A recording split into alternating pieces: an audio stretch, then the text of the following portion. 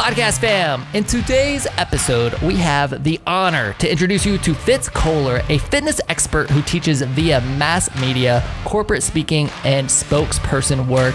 She's the founder of the Morning Mile, a before-school walking and running program. She's a professional race announcer who MCs many of the largest and most prestigious running events in America. Last but not least, Fitz is an author who's releasing her new book, My Noisy Cancer Comeback, Running at the Mouth While Running for My Life. In today's episode, we hear her incredible story, what led to the creation of Morning Mile, the mindset when facing an obstacle like cancer, the bright side of having poop on your face, and so much more. I can't wait to hear what you think of this episode. You are listening to WHOA Podcast, coming to you from Gainesville, Florida. Hello, everybody, and welcome to another episode of the WHOA GNV Podcast, the podcast bringing you businesses and individuals that make you go, whoa! I did it with you that time. That was great. I like the balance there. It was good. I'm your host, Collin Austin, and my co-host is Michael Dees. What's going on, man?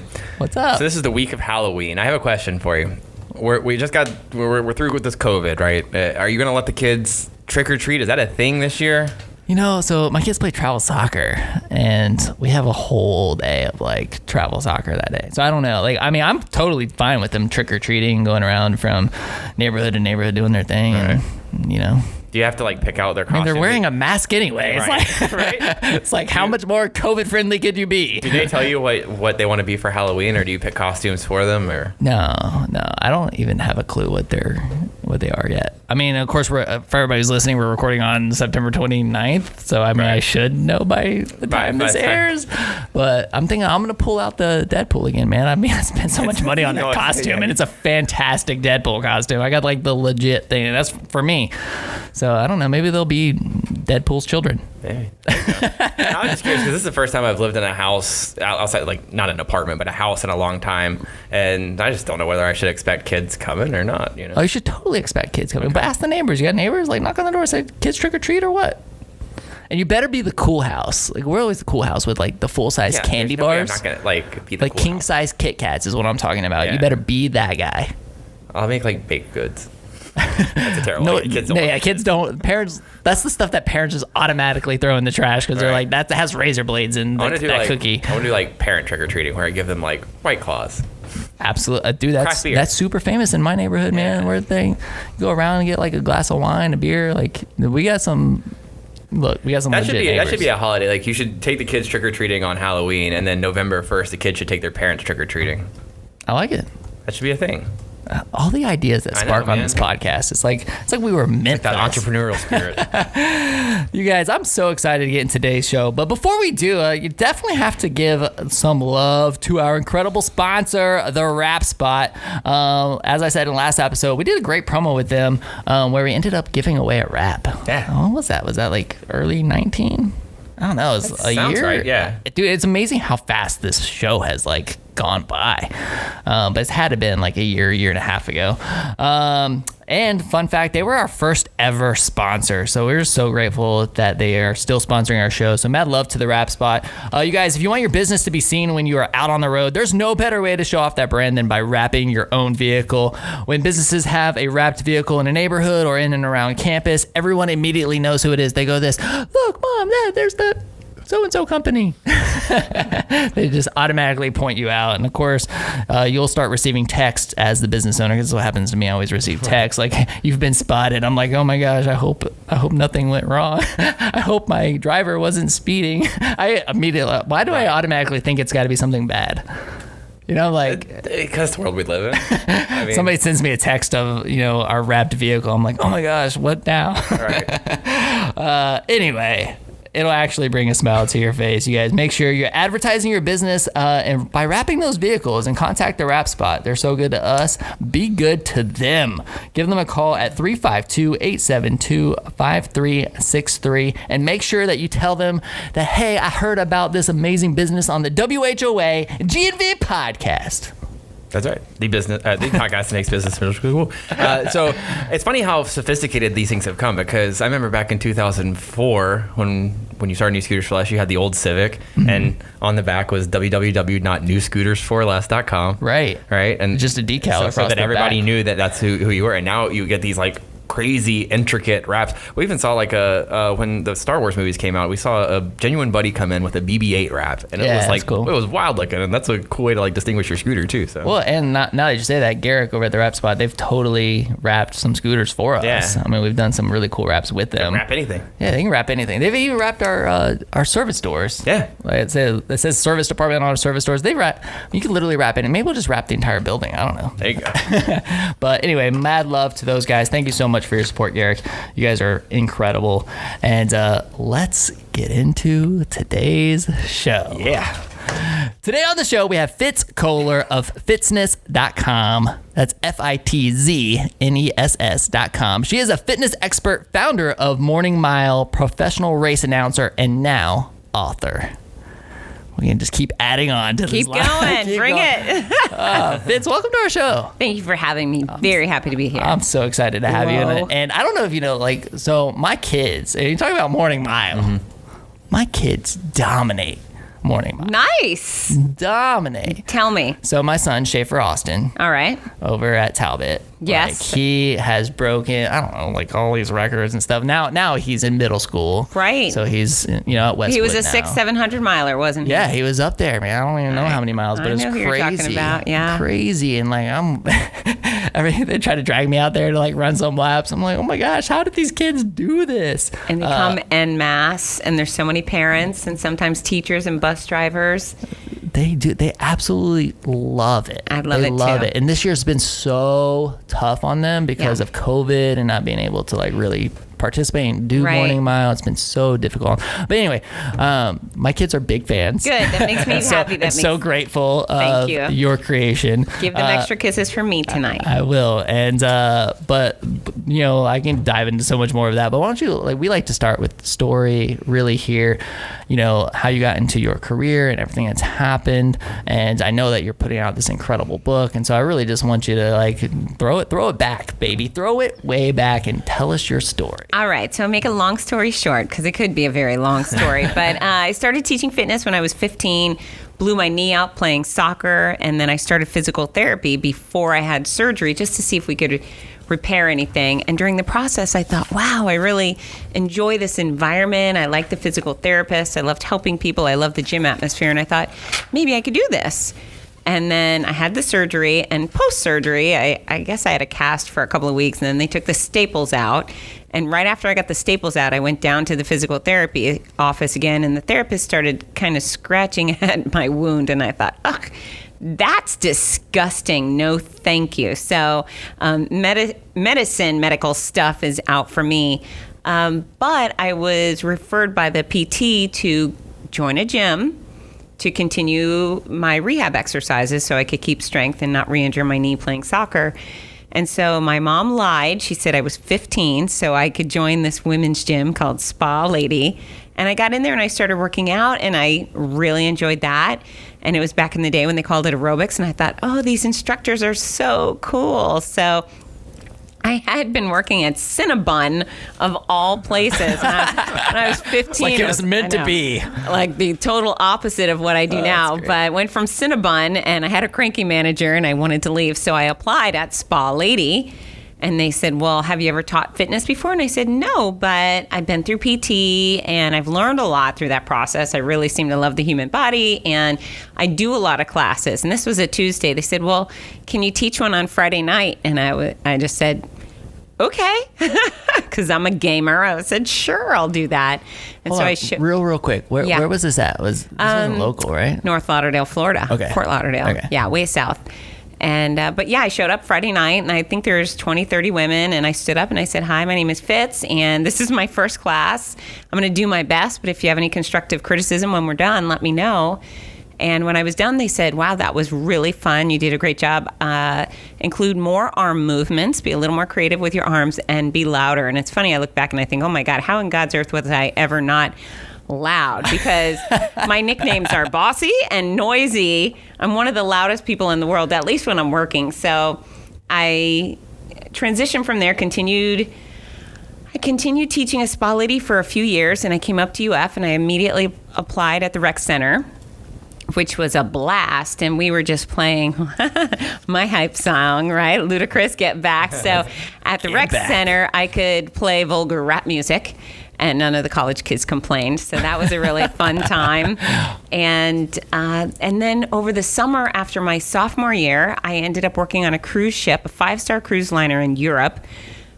Sailed through Scandinavia, Russia, England, and they allowed me to do demonstrations in various countries. So that was kind of fun. And I just continued progressing with my career. When I came back to Gainesville, there was a local producer hiring for a TV show, a workout TV show called Cardio Jam. So I auditioned, and thankfully he chose me. And it was me and a handful of other instructors, and the show was really great. And one of my aha moments, one of those pivot points came when I was at Sonny's. So Sonny's Barbecue, not considered the healthiest food in the world, although it can be. Maybe right? better than Cinnabon. But. Right. So I'm sitting there, and our waitress, she was probably over 300 pounds. It's not someone you would look at and think, gee whiz, she exercises and so forth. But she was taking our order, and she said, "Are you Fitz?" And I said, "Yeah." She said, "I love your show. I watch it when it's on. I record it so I could work out with you when it's not.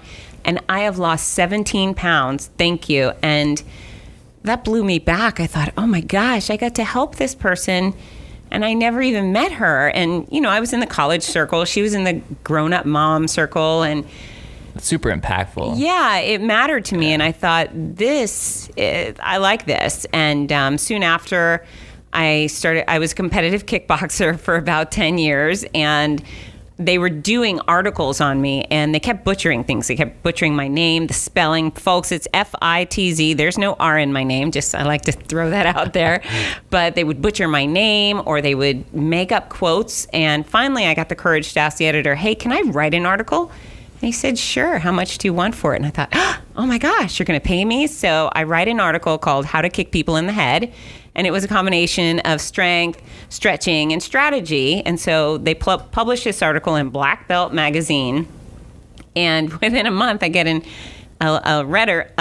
handwritten letter from Kentucky from a guy who says, "Oh my God, I love your article. Thank you so much. I just kicked someone in the head." Once again, it blew me back, and I thought, oh my gosh, I did that. That was amazing. I got to help someone in Kentucky kick someone in the head. And so my career quickly steered towards mass media. And so what I do is I teach fitness. My goal is to help folks live better and longer by making fitness understandable, attainable, and fun. I always tell the truth, sometimes with a poke in the chest. Sometimes I'm very abrasive about it, and I get away with it because people know I love them. But the one thing I've never done is sell out. I've never sold a pill, a powder, a shake, a supplement, all this snake oil and crap people are pushing to line their pockets as opposed to helping people. So highly effective at what I do. I have a master's degree in exercise and sports sciences from UF. It's one of my proudest feathers in my cap. But I don't make a living off of the individual. I hand out the information for free. If anyone goes to Fitzness.com, right on the cover is an article called The Exact Formula for Weight Loss. It teaches you how to eat the right amount of the right food for the size you want to be.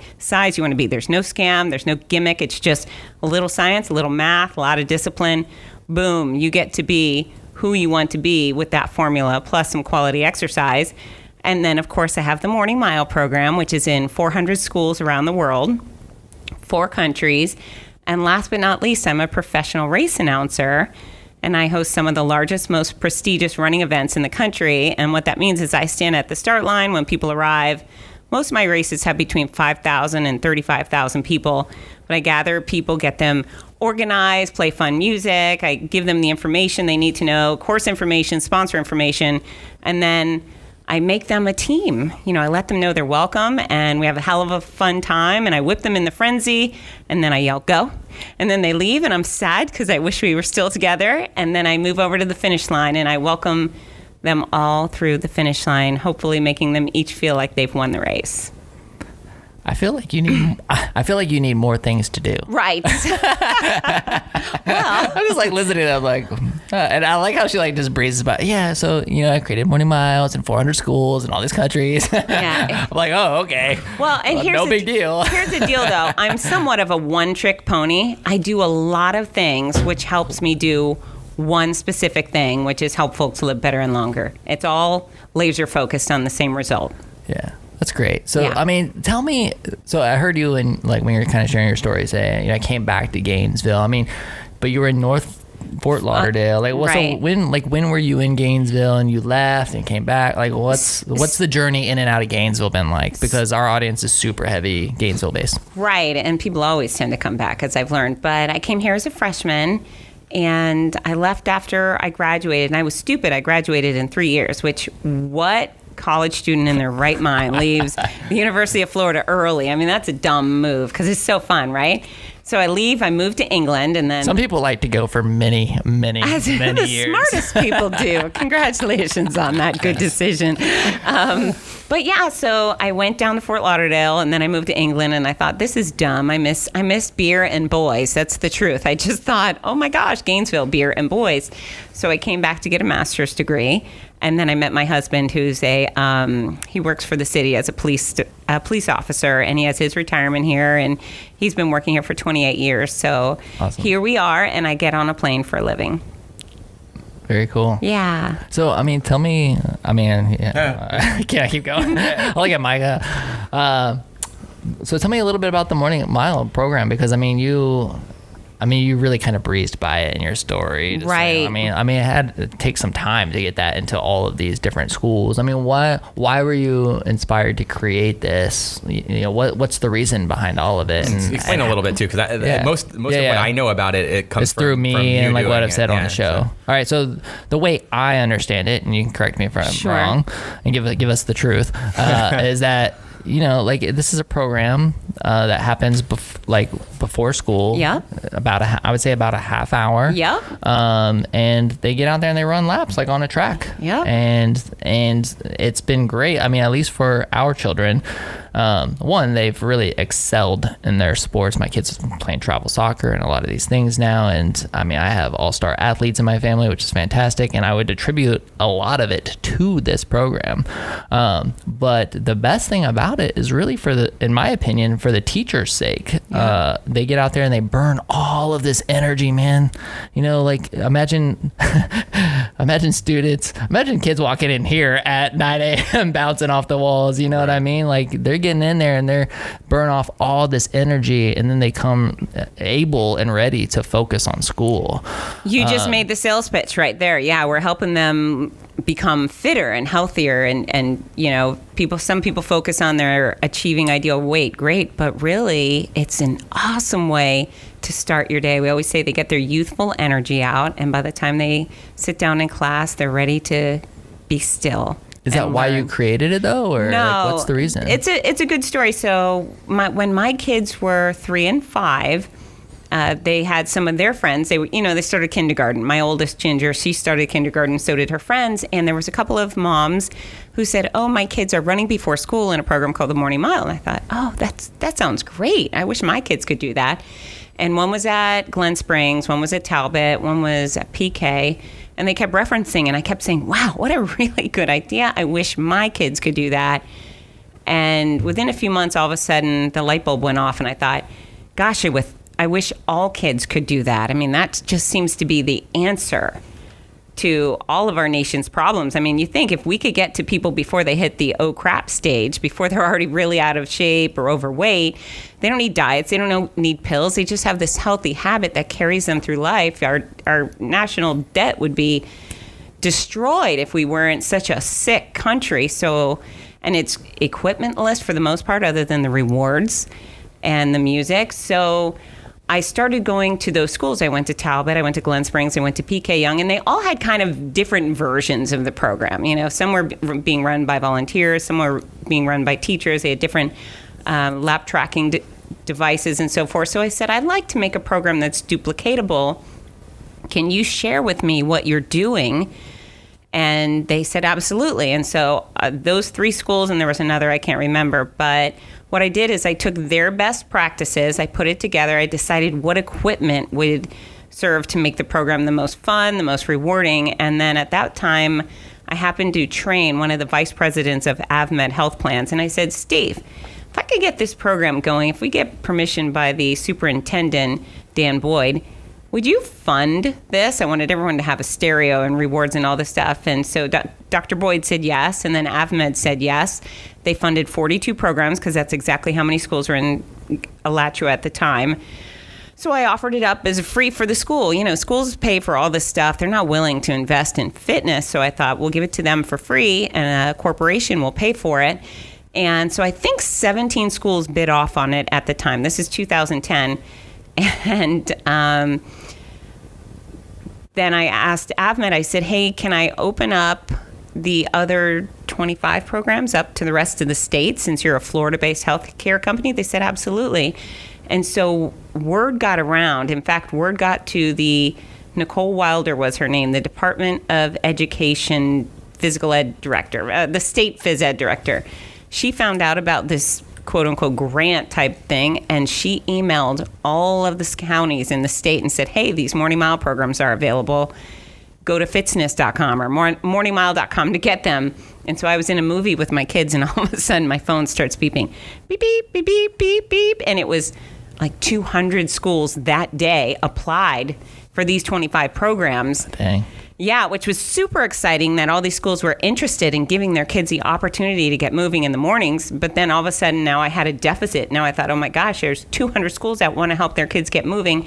Now I need to find sponsors to get them funded. So it just instantly became this balance. And, you know, the program's been great. 400 plus schools, 4 countries, most states in the United States. And I'm not done. So I'll be happy when every school in the United States has the program. I love going outside the country, but my focus is immediately American children. And it's awesome. I mean, the success stories are extraordinary. Morning Milers have run millions and millions of miles. And your son, 600-700 miler, my son ran over 500 miles a few times. And, you know, it's interesting. Some people say, wow, a kid will run 100 miles. And I say, no. Thousands and thousands of kids run over 100 miles per year. Yeah. Some of them do upwards of 700 miles. So it really is changing lives. And the success stories I hear from students, parents, families, faculty is, you know, they're never ending, and I couldn't be more proud. Yeah, even Maddox, I mean, before he was going to Talbot, like, as preschooler, would get out there before him going to his preschool, right? and just run as a little 3 or 4 year old, like little I mean, it felt like a toddler, like running around the track, and man, like even he racked up over 100 miles. I mean, it was like ridiculous. And here's the thing: people are like, "Oh, you got to make your kids run." We don't. Morning Milers don't have to run. It's a volunteer activity. Right. They get to run, and we just unleash them. We say, here you go, have fun. It's 30 minutes. You can walk 1 lap really slow. You can run 4 miles really fast. Up to you. But we unleash them, and they blow our minds. Yeah, it's incredible. It really is. It's pretty much a sight for to see. And like for me anyway, when I go out there and try to run with them, I get embarrassed by like all these kids, man. They like outdo me. I'm like, all right. I told my son, like, well, I'm gonna go practice now so I can like that's right. so I can keep up with you, which I'll never be able to. But so what motivates him to run? I mean, is it just the energy expenditure, or is it that his friends are doing it? Is it like what gets him? That's a great question. I think that it started with everybody's doing it. Yeah, it's fun. I think it's like, like everybody goes, like everybody's doing it. My friends are out there, like let me go. And then it slowly became like, I could be at the top of this list at the end of the year. Sure. I think like he starts to like track. Shannon did a really good job of really trying to like help them like track their miles per day and kind of like setting some of the goals and seeing their progress. And I think that mentality is just like, man, like I could be at the top of this list, and he was. And there's a lot of pride. We give out reward necklaces, so each child gets a beaded chain necklace once they complete 5 miles. For every additional 5 miles, they get another sneaker charm. And so these necklaces fill up. I mean, they're around the neck. They're colorful. And, instead of people worrying about what brand of shoes is on your feet. They're interested in what or how many shoes are around your neck, and it's a real source of pride. It definitely is a motivator. Yeah, it's so good that you like took it and like really systemized it and like made it available to everybody. That's really cool. It's the most important thing I've ever done professionally. So one day when my time comes, my tombstone will say mother, wife, morning mile. That will be it. Very good. That's awesome. No, I'm learning. I'm learning a lot. Yeah. Well, I know that there's much more to your journey. So, do you mind sharing with us some of the challenges that you've been through in the last, couple of years here, and what it's led, to you writing a book now, right? Yeah. So, let's dive into that a little bit. Yeah. So I am in Exhibit A right now. In December of 2018, I had a clean mammogram, and I'm very proud to say that annual exams of all sorts and early detection have always been a part of my platform as a fitness professional. I've always hounded people, go to the doctor, get your skin checked, get your vision checked, your pap smear, your colonoscopy, all of the above. And so December, I think it was 28th of 2018, I go in, I get the mammogram, come out with the hooray, the congratulations, you're cancer free, get in my car, make the Instagram post, reminder, everyone go get your mammogram. And less than 7 weeks later, I was at a hotel bathroom in Disney World, naked, just got out of the shower or something, and I rubbed my underboob. I just kind of had an itch, and thank you to that itch, but I rubbed it and I thought, oh God, there it is. And it felt like a bean. So if you got a bag of hard raw beans, that's what it felt like. There was a bean in my boob that shouldn't have been, and this is a pivot point. I didn't Google it. I didn't call my friends. I didn't call my mom and cry. What should I do? I picked up my phone. It was in the bathroom with me. And within 30 seconds, I had my gynecologist's office on the phone. I said, hey, I found a lump and I need to see you. So I was taking it seriously, and so were they. I was out of town for the weekend, or I would have been able to go straight in. But on Monday, I went to the gynos, and she felt it, and she goes, yeah, let's get that scanned. And so a few days later, I was at Music here in town. Dr. Yancey, who I've seen forever, and I love her, the radiologist, but had an ultrasound. And it's funny, the ultrasound tech, she's so lovely, but she was totally poker face. They're not allowed to say anything since they're not the doctor. They just do the initial screening. So as she's rolling over this lump, I can see it. It's a little black circle, and I'm thinking, that doesn't look good, but there's still a little ounce of hope that maybe it's a benign cyst or something. And then Dr. Yancey comes in, and she's kind of jumpy. She's just a little breathless, and I could detect the difference because I know her. And so she rolls over with the ultrasound thing on my breast, and she says, yeah, this lump looks a little suspicious. However, you've got 3 hard swollen lymph nodes I'm really concerned about. And that was when I just burst into tears, and I knew, oh God, I definitely 100% have breast cancer, because, once it goes to the lymph nodes, it's spread. And I for certain thought I was dying. And it's interesting, I pride myself on being that ultimate optimist with tremendous perspective. But right then and there, I knew I wasn't going to see my kids graduate, see their weddings. Your whole life, you just think it's over.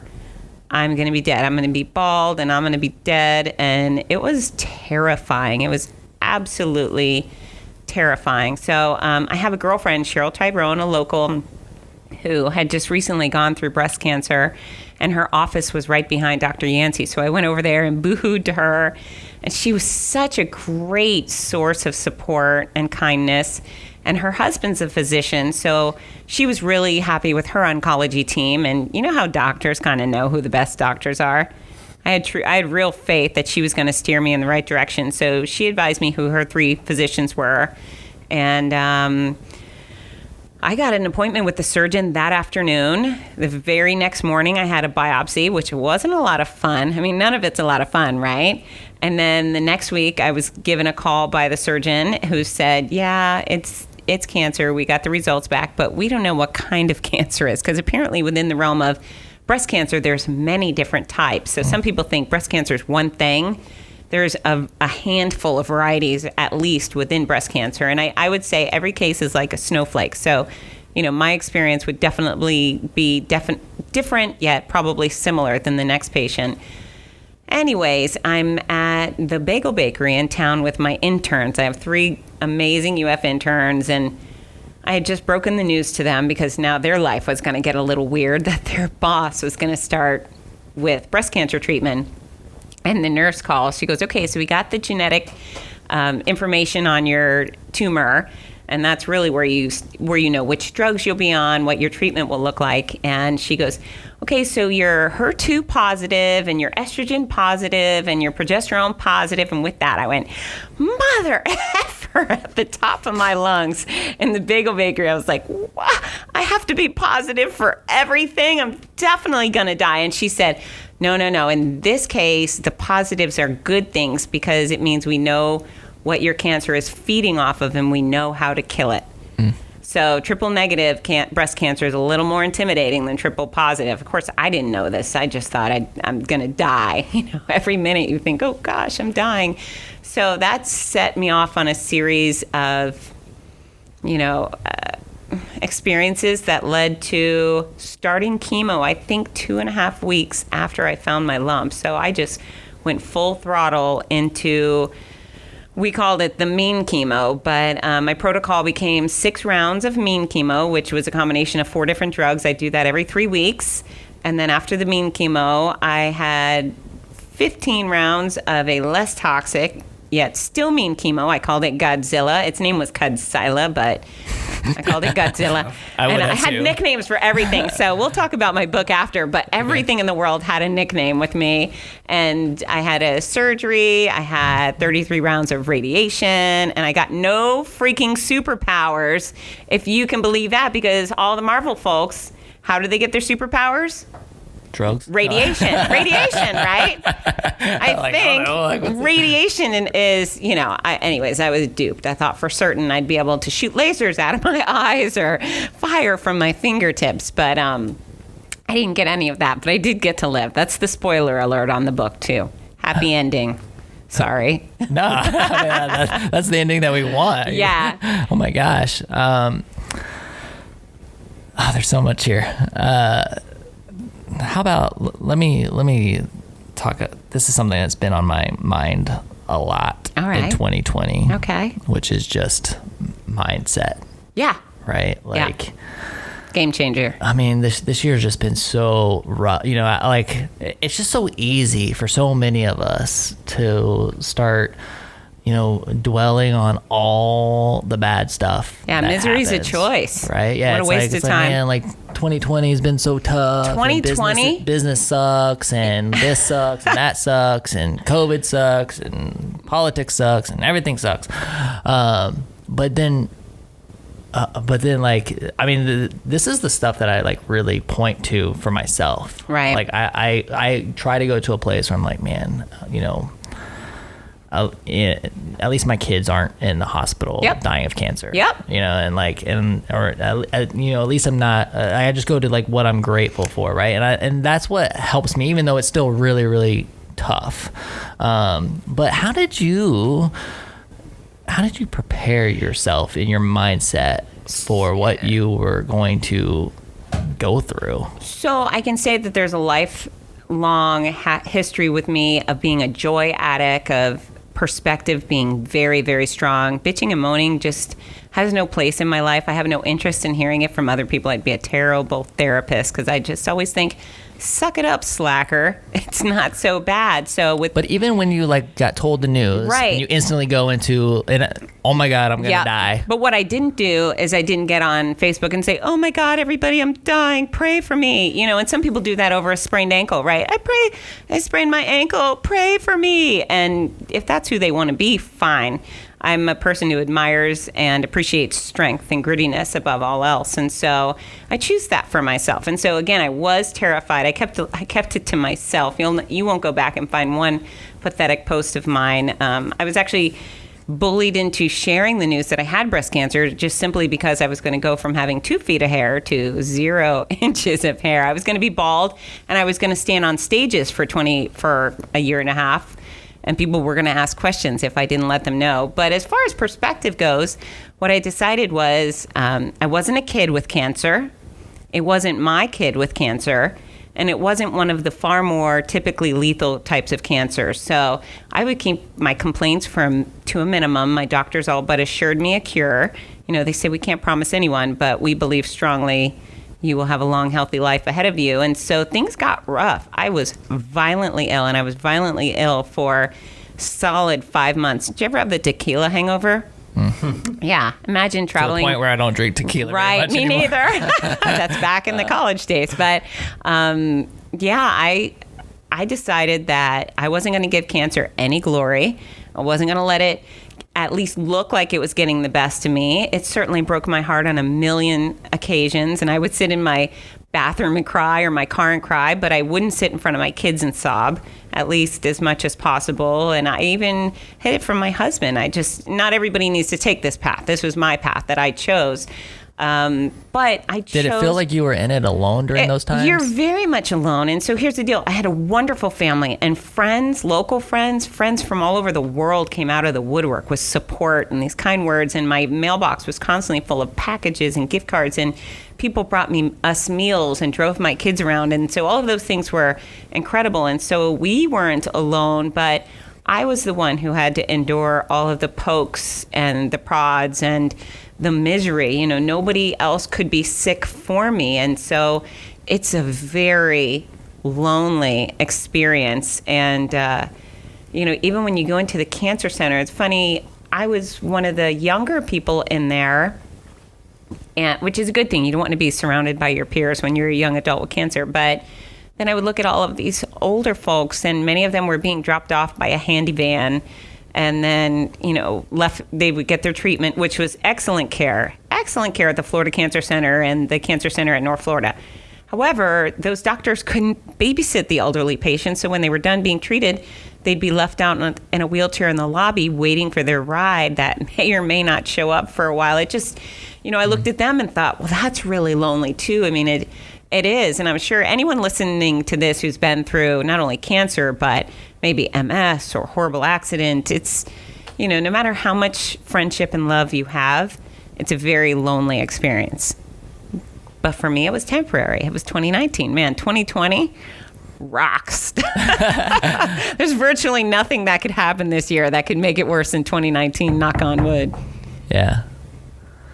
So when you're sitting there trying to grit it out, did you have people approach you and be like, "Hey, no, it's okay. Like let it out," and try to get you to overcorrect in a way that you didn't want to? Yeah, and I was like, "Okay, thank you," but sometimes people want you to react a certain way, and they think they're doing you a favor by pulling you there, right? I had so many. So these are the funny things from strangers or even anyone. People are trying to connect and they're doing their best, so we can appreciate that.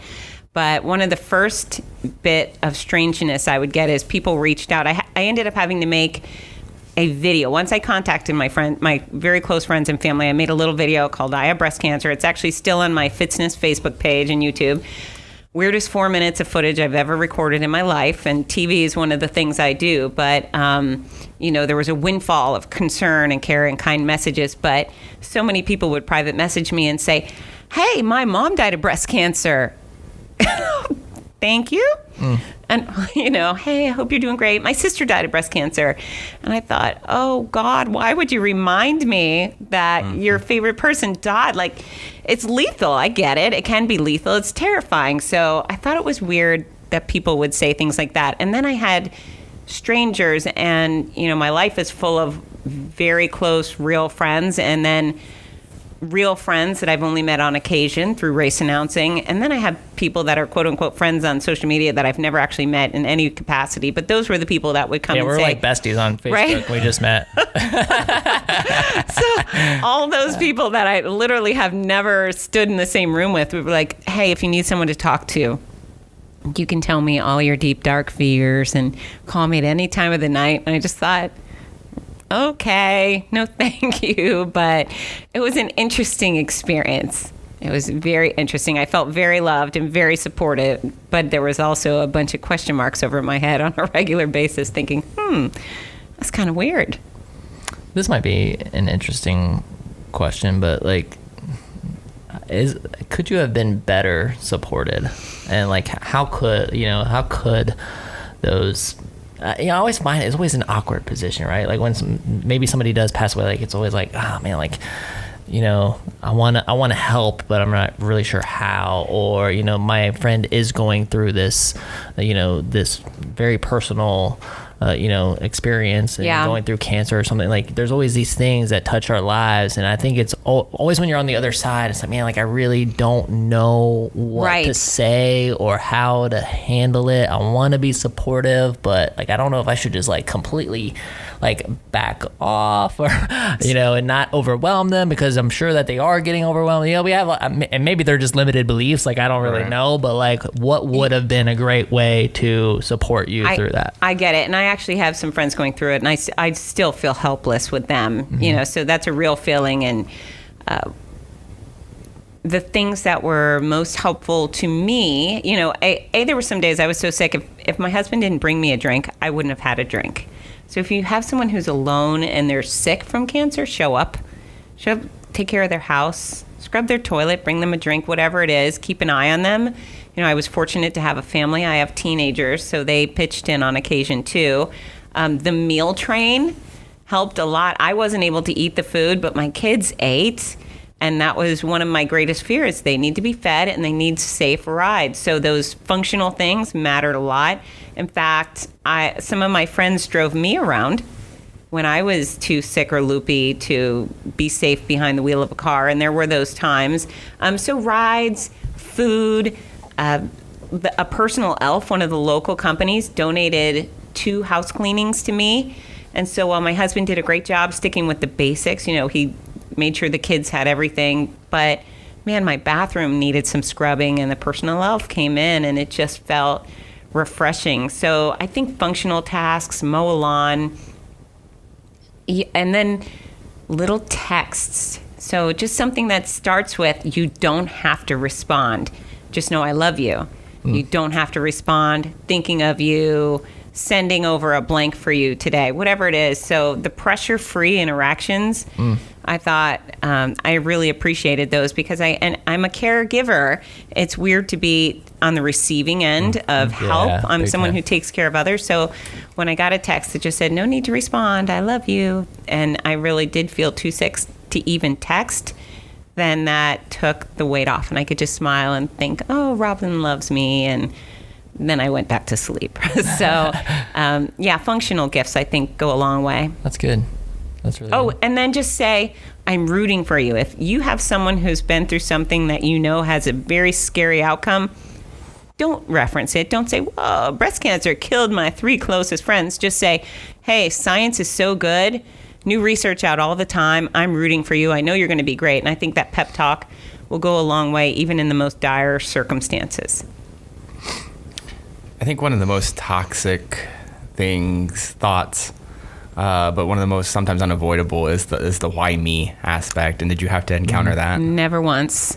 I truly believe there was a rogue cell that just, went a little nuts in my breast. I don't think there was some mean man in the sky that pointed me out and said, her, we're going to kill her. I don't think any of that. I just think rogue cell, and I love science, so I truly believe it was a rogue cell, and I never had a why me moment. Good. And it wouldn't have been beneficial if I had, right? It seldom is. Yeah. I think, I don't know. I like to think that I'm mentally strong in those cases, but also like sometimes I feel like in my own life it's hard to not go down that hole and look around, especially like, you mentioned being the youngest person in the room, right? Something like that. It's hard for a lot of people to not wonder why they're having to deal with this, whether it's their faith, their spiritual beliefs, or anything like that. Yeah, it's I could see why some people do. Why not me? Why not? I'm surrounded by a bunch of healthy, fit, strong people. Why not me? It's 1 in 8 women with breast cancer. So, I used to look at my friends and think, golly, it's so fortunate none of them have been seriously hurt or gotten sick. How lucky we all are. And then all of a sudden, it was me. So it was a bit surprised, but I never thought why. Never. So interesting. Like, I know it's all because of 2020. I've been like really into doing, I'm a pretty spiritual person, and like I've been, reading my Bible every morning, and I've been picking, I wouldn't call them self-help books, but like I would say like books around the topic of perseverance and getting through. Yeah. Right? And I think it's just relevant to the year of 2020 for the majority of us. Even though you're having a fantastic year, I'm so excited that somebody is. So I'm reading a book by Ryan Holiday, which I think is fantastic, called The Obstacle is the Way. Okay. And it's just like, I don't know if it's a relief. It's almost like when you just embrace it, and you're like, this is happening to me. And I'm just thinking, for me, like, again, nothing in comparison, right? Like, I'm like, I look at my problems and I'm like, what are you bitching about? Like that's where I go.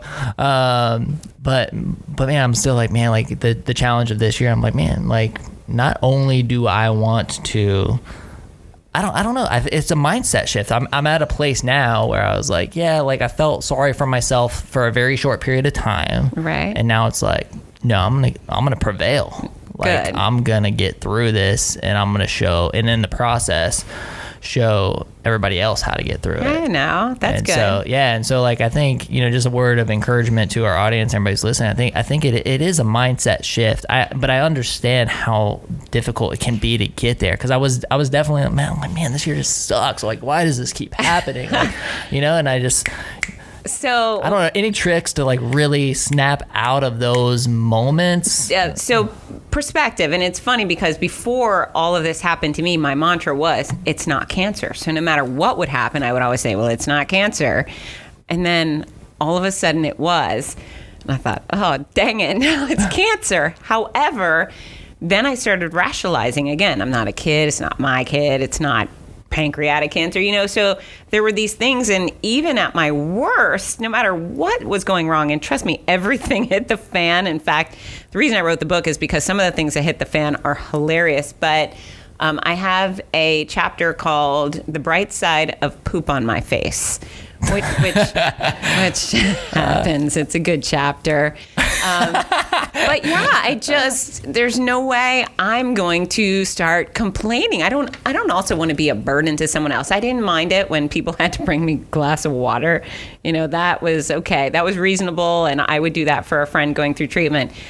But complaining, not okay. It's just not who I am. If you want to be a complaining person, you can go ahead and be a complaining person, but you're certainly not enhancing your life or someone else's. And it almost got a little bit annoying when things were going so wrong for me and I couldn't feel sorry for myself. I was like, dang it, Fitz Koehler. Be human, complain, but I just couldn't do it. I laughed at myself a hell of a lot because some of the stuff was just outrageous and, the funny side of cancer, right? Yeah. Well, now I'm like super interested about poop on your face. Like, oh yeah. Can you give us a little? I don't know. Should I tell you about that one? Yeah. So this is great. I'm walking around my neighborhood with my dog, and my dog, man, Piper, she was my best friend through the whole thing. She took great care of me. She became the mommy. What kind of dog is she? She's half lab, yellow lab, and half greyhound, half princess. She's just perfection. But I think it's in December. So I was off of the mean chemo. I was able to go for walks, and I'm going around the back of my neighborhood. And my friend Beth, who lives back there, she's gone through a difficult year. Her young husband passed away in May of last year. So we both have had a difficult year. And while so many people were trying to fix our problems, we just look at each other and think, all right, I get it. It's hard. We'll get through it. And so I'm walking around the back. It's in the morning. And I say hi to Beth, and she waves hi. She's doing her lawn or something. And then, bam, something hits me right in the face really hard. So I scream. I go, ah! And I bend over. And Beth comes running. Are you okay? And I look up and I go, Beth, is there poop on my face? And she goes, yes, there is. And it was everywhere. It was a big doo-doo. It was awful. It was from my forehead, my nose, my chin, you name it. And it hit me so hard. And I'm the bald person. The whole thing is a mess. And we just died laughing. We laughed so hard because really, for us at the end of this miserable year, and now a bird just craps right in my face. So we cried our eyes out laughing. We might have buckled over in the middle of that street for 5 solid minutes. And man. then so finally I said, Beth, do you have a paper towel? Or she offered one, and I took her up on it, and we wiped the poop off my face. And so now whenever Beth and I see each other, we'll say, how are you doing? And the answer is, there's no poop on my face. And that means things are okay, right? So, bright side of poop on my face. You got perspective coming at you in a variety of ways. I love it. That was a great transition from perspective, and love it. So before we wrap up, I mean, why don't tell our audience a little bit about this? Now you're an author. Now this whole story has turned into literally a story for everybody to read. Yeah. So this is actually my second book. The first is a cookbook. But, when I was first started chemo, you expect to be sick. I knew I was going to end up bald and tired, but I didn't realize all the things that would go wrong and how hilarious some of them would be. And some of the side effects were so preposterous that I started making notes. I don't know why. I just started making notes because I'm a sarcastic person. I was like, someone's going to enjoy hearing about this one day. And they piled up, and they were funny. And then also, the story revolves around my race announcing career. So I decided when I was diagnosed, I was not giving up one of my races. My career is the dream career, and I earned my rightful spot on those stages, and I was not going to give them up. So with all of the chemo and all of the radiation, all of the surgeries, I got on a plane 22 different times to fly to different cities around the country to announce massive events. And sometimes I would get on a plane, and the second I'd get off, I'd go straight to IV fluids. My race directors were arranging for me. There was just a bunch of interesting, funny, heartwarming, frightening, I don't know, it's a breast cancer story that is somewhat medical. Well, it's medical, and it's raw, and it's real. It's all the truth. It's all the things I never told anybody while I was going through it. They'll see some things that will make them cry. And then there's a lot of laughter. I could have also called it Adventures in Breast Cancer. It was just, it's an adventure tale, and thankfully, it's one that I triumphed over. And, for anyone who's going through anything hard, I encourage them to pursue their passion. And, if you know a friend who has any sort of cancer, whatever, it doesn't matter, or MS or just something difficult, this book is a reminder to pursue your passions, because your life is going to be so much better if you continue taking part in things you love. Mine was my career and my children. Yours might be gardening and painting or watching football, whatever it is. But having a passion in life matters. And then the other thing is, when it comes to health, I like to remind everybody that your health actually matters. And I encourage everyone to prepare your body to do battle right now, because you never know when you're going to get hit by the bus or you're going to be diagnosed with something harsh, and you are far more likely to rehabilitate and recover and spring back more quickly if you were strong and fit when this whole ordeal started. That's awesome. Yeah. So is the book out already? The book. Yeah. So. Because this episode releases on October 26th. Yeah. Oh, so that's pretty. Yeah, it's very pretty. Look at this. October 26th. Yes, it's out. Cool. And it's hardcover, paperback, ebook, and audiobook. So you could just listen to me while you run or... This is awesome. Whatever. Or drive. And if... It's available at all the major book retailers, so you can get it anywhere. However, if you get it at Fitzness.com, those books will be signed, and I'm providing a fun gift with purchase. So you get a little extra if you come straight to my site. That's awesome. So right before we recorded the show, you started to proceed to tell me a little bit about recording the audiobook. Yeah. So you did an audio version? I did. And I could tell it was going to be super interesting. I was like, wait, don't tell me before we hit record. So now that we can share it with our audience. So yeah, tell me about this audio recording experience. Okay, so I'll start by saying I'm a professional speaker. I speak for a living. I do corporate speaking, spokesperson work. I'm always on a microphone, and I think I'm pretty good at it. Now, when I get in the studio where you have to be specifically precise, not miss a word, don't contract something that wasn't written in a contracted way, and you can't have any background noise. I mean, even here, you guys have done a really good job. A recording studio for the audiobook has to be precise. Right. Yeah. And my sound engineer, Kevin Hunt from Signature Soundstage Ocala, who I love, he would say things like, you were a little aggressive with the P. less P. And how do you say potatoes without a P sound? And so we recorded for 30 hours, and I was constantly being reminded to eat my P's, whatever that means. And my S's were long, and holy cow, just constantly going back and getting stuck on little dumb words.